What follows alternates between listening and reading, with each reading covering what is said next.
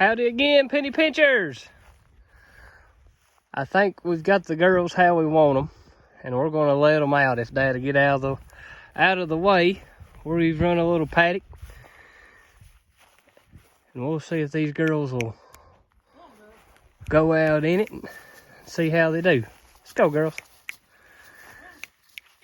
Guys, I want to brag on Sturgeon Creek, guys. They raise a quality product. I just tell you, they ain't crazy, they ain't mean, and you can see why. I mean, you can see why. When that video of them boys sorting these out of the pen with the rest of them, I mean, they just go in there with their stick and just guide them. They don't beat, they don't bang, they just guide them. They don't holler, they don't squall. And guys, you can tell. You can tell. So a little thing that we done on our O'Brien step-in post, we put it down on the 3rd notch. And normally we just put it down on the very top notch with our cows. But where these girls is a little bit shorter, a little bit smaller, maybe not fully broke yet to the poly braid, we put it down. It's up a little above my knee, just below my pocket, there. So with hopes of, if they do test it, it'll hit them right on the nose, is what our hopes is. 8,000 volts. Is it testing 8,000 again? Yeah. Is it? Good. Good deal, good deal. But guys, yeah, we wanted to turn them out just in a paddock of their own before the cows get over, just to see how they react, just to see how broke they are to the fence, and just to see if they'll graze. I kind of expected them to come down in here, but I don't know, maybe where they've been in the barn for the last several weeks, they don't really know what they're missing. But I have a feeling it won't take them very long to figure out what we got out here, guys.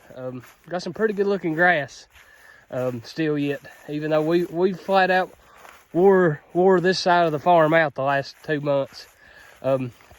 We still got some pretty good stockpile out here, guys.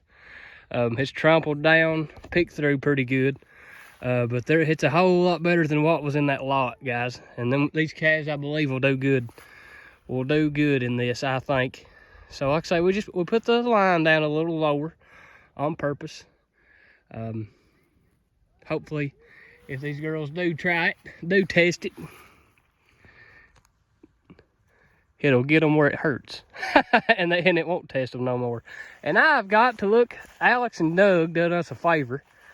They actually already had these girls already fully vaccinated. And they also went ahead and put ear tags in their ears for us. And I need to get those ear tag numbers. I've got a 43, a 44, 45. There's a 41. There's a 42. There's a 40. So we've got a 40, 1, 2, 3, 4, and 5. That'll work for a total of 6. That's a pretty picture right there, guys. I tell you, and I told Alex this before we ever even knew that these was going to be for sale. That was kind of our plan this winter, where we don't have a bull. We was going to try to get a hold of some heifers. Not any particular size. This just so happened to be what come available. But I tell you what, guys, that group right there, if we can get them up to 700 or 800 pound by the end of next year or something, maybe the spring 24. I tell you what, you talk about some mamas. That right there will be a set of mamas. I believe this cow or calf right here is our biggest one. We averaged them, just eyeballing them, guys. We averaged them at about 375. There's some, like this one right here, is a little smaller than this one and this one. These two right here are our two biggest. We averaged them at 375. That may be a little light, that may be a little heavy. But we just eyeballed them. So we're hoping, I'm hoping, and I don't have no scales to test this theory. I would like to get them to 600 pounds by June. I wonder, what is that, 200? If they weigh 400 pound average right now, which is probably a little heavy, that's 200 pound in December, January, February, March, April, June. That's six months. So if we could get them 200 pounds in 6 months by basically just grass, we're going to be running them with the other cows, so we ain't going to be feeding them no grain or nothing like that when they get turned in with everything else. So we will see, guys. It'll be very interesting to see. And where they've been up in the dry lot, they've got some mud caked on them. After a good shower of rain or something, that'll come off and they'll be looking good, slicked up. And I'm telling you guys, these are out of some good stock.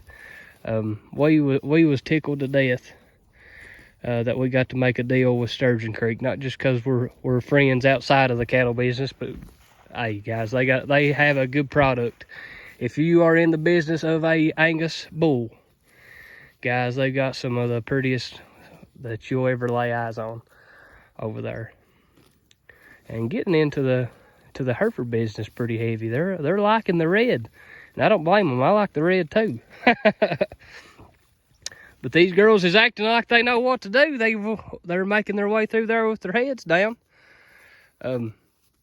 It amazes me, guys, especially, it don't matter if they're young calves or old cows, the herd mentality of a cow. They're prey. They're not a predator. They don't have fangs, so they're prey for something. And that's just how the good Lord made them to fight back. They fight better as a herd as they do opposed to being just one fighting for itself. So it's just natural for these cows to be mobbed up, mob grazing, rotational grazing. It's just natural, guys. It just works so much better. But guys, we're gonna get off here. Again, we want to wish everybody a happy Thanksgiving if we don't see you before then. It's the same as Christmas. Remember the reason for the season. And that's all glory to God here at Penny Pincher Farm. So we're going to let the grass grow and give him all the glory. Everybody have a great Thanksgiving weekend.